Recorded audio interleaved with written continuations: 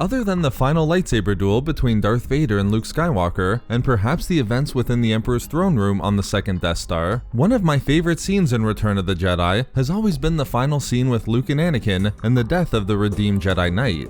As good as this scene is in the film, the Episode 6 novelization makes it even better in my opinion, as we get to see the final thoughts of Anakin before his death, which included not just regret and pain, but also his ability to find peace through his son, and imagine the life he previously had as a Jedi. Unsurprisingly, Anakin's final moments with Luke included the former Dark Lord experience a wave of memories regarding his wife Padme, and also his former master Obi-Wan. In remembering Obi-Wan as they both were then, Anakin remembered the brotherhood between them. But there was pain there too, as he considered how it ever was that their friendship had turned.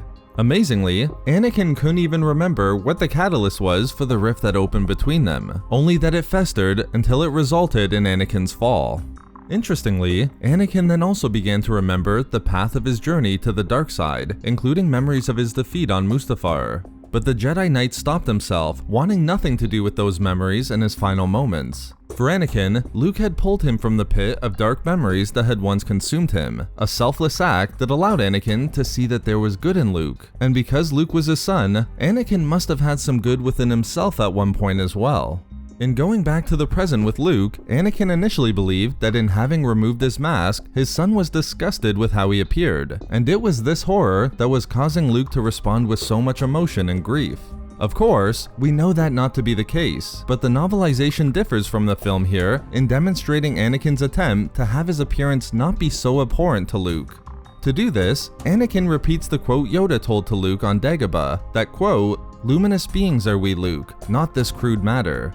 At that point, once Anakin told Luke to go as he'd already saved him, the line must have been the catalyst for Anakin to give some thought to the former Jedi Grandmaster. In my favorite part of this scene from the novel, Anakin's final thoughts before telling his son he was right wasn't of Padme, or Obi-Wan, or even his life on Tatooine. It was actually of Yoda. Anakin regretted not having the opportunity to thank Yoda for the training he gave to Luke, to mold Luke into the Jedi that could pull him from the darkness. The only consolation for Anakin in this regard was that he might be with Yoda again soon in the ethereal oneness of the Force. It's a great ending in addition to the scene between Luke and Anakin, and of course speaks to the relationship that once existed between Anakin and Yoda. Although this is Legends material within the novelization, it works great with scenes we have in both the prequel trilogy and even more for the Clone Wars TV series. It's a final recognition from Anakin, not just of the importance of Yoda, but also the ways of the Jedi, as it was the actions of his son Luke, the beneficiary of Yoda's Jedi training, that would allow Anakin to escape the imprisonment of Darth Sidious and the dark side.